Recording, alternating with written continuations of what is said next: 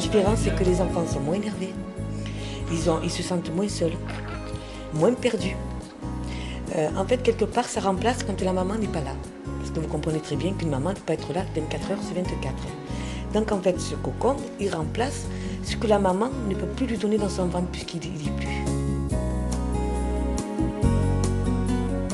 On s'est rendu compte que ces bébés, quand on les regroupait comme ça, ils n'avaient pas le même développement neuromoteur. Ils n'avaient pas les mêmes pathologies que ceux qu'on voyait secondairement. Alors on s'est dit, il faut absolument fabriquer des cocons in utero. Alors on a fait de l'artisanal et petit à petit, avec Madame Sadulci, on a pu consolider cette méthode artisanale. Alors donc j'ai fait ça avec le couteau électrique de ma grand-mère et des mousses. J'ai fait des nids qui rassemblaient l'enfant, mais c'était pas abouti. On s'est mis à travailler sur les nids, comment faire, les souplesses, les densités. Ensuite, une peinture ergopo qui est très très souple et qui ne durcit pas la mousse. Enfin bon. Donc ça a été un gros travail de mise au point. Quelle taille faisons-nous et tout ça. Et puis on a abouti maintenant à ce petit nid dans lequel l'enfant est très très bien. Donc les parents nous disent, j'ai plus le même bébé. C'est plus le même bébé.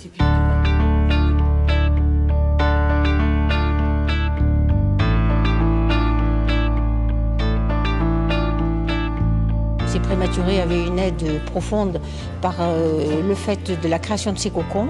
Je suis présidente d'un club Sœurs Optimistes de Marseille et nous avons donc fait don de 30 cocons pour équiper la totalité du service du Dr Palix à l'hôpital Nord de Marseille.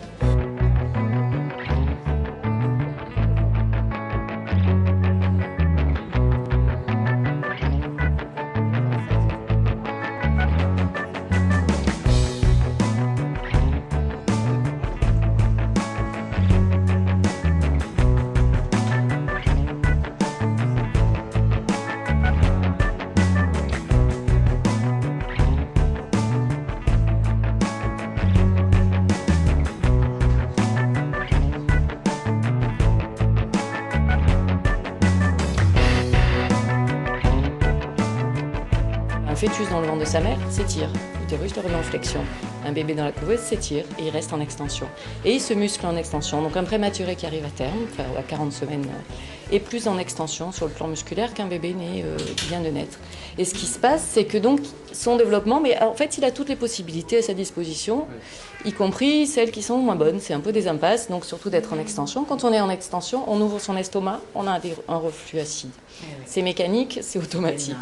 Quand on est en arrière, on a les mains là, elles ne sont pas devant le regard. Et en fait, on s'est tous construit notre schéma corporel et notre notion d'espace, parce qu'on a eu les mains devant les yeux et qu'on a appris à coordonner ma main droite, mon œil droit, ma main gauche, mon œil gauche, et que on explore l'espace et que c'est une unité. En fait, on les remet dans les conditions où ils auraient dû se développer. On leur permet de faire l'expérience qui leur a été amputée par le fait de la naissance prématurée. Et ils vont se développer, tout va se mettre en place en temps et heure et on gomme énormément des conséquences de la naissance prématurée. Mais on voit vraiment la différence. Je vois quand je sors Laura du cocon, je la laisse des fois dans la couveuse comme ça m'arrive, pendant une demi-heure. Elle n'arrête pas de pleurer, elle n'arrête pas de bouger. Et dès que je la remets dans le cocon, je ne l'entends plus, elle dort. Ça prouve que quand même, il y a quand même quelque chose qui se fait. La maman ne sait pas trop comment s'y prendre, alors il se calme quand la maman le prend dans les bras, parce qu'il est dans la bonne position. Et quand on le lâche, on dit bébé fait des caprices. Non, on ne fait pas des caprices, bébé n'est pas bien. Il est perdu, il a des angoisses de morcellement, des angoisses de chute. Et donc, pour éviter toutes ces angoisses-là, on le rassemble. On le met dans un endroit où il va pouvoir se retrouver comme chez maman, pas dans un monde de brutes, c'est ça le problème. Et là, dès qu'on la pose, déjà on n'a rien à toucher autour, c'est bien installé, c'est bien... Voilà. Juste à mettre le bébé en position fétale et son visage, elle est plus détendue. Quand elle prend ses mains, elle est bien quoi. Je pense qu'elle est très très bien.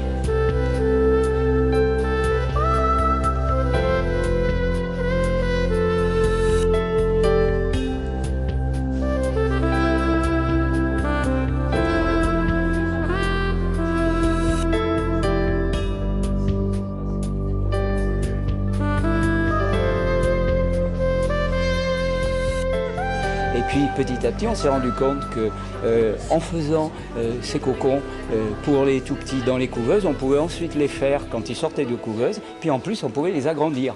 et que l'indication essentielle de ces cocons, c'est pour nos prématurés, c'est vital pour eux, et puis pour tous les nouveau-nés. Parce que le nouveau-né, eh bien, il faut se dire que naturellement, il ne doit pas être mis comme ça. Je crois que là, c'est vraiment une évolution très positive pour que l'enfant évolue dans les meilleures circonstances en sa faveur et en faveur de ses parents qui seront beaucoup moins angoissés de pouvoir accompagner cet enfant dans son évolution. Mais disons que tous les membres ont été tellement unanimes à soutenir le projet, ben, nous avons trouvé ce qu'il fallait, c'est-à-dire les fonds pour pouvoir équiper rapidement le service du Dr Palix.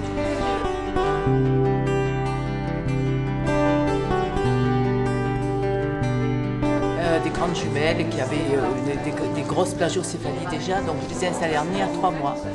Et elles ont fait toute leur croissance jusqu'à 6-7 mois dans le nid. Et j'ai demandé à la maman si elle pouvait me rendre les nids si elle n'avait plus besoin. Et elle m'a dit je ne peux pas. Quand elles ont un chagrin, elles vont se lever dans leur nid. Donc ça c'est vraiment merveilleux. C'est devenu le doudou des bébés. Elles se rassurent. Et elles ont ce souvenir de l'époque où elles ont été rassurées dans le nid. Donc elles ont 10-11 mois et elles s'en vont à 4 pattes se lever dans leur nid. Donc je ne récupère pas les nids. Mais tant mieux pour les petites filles.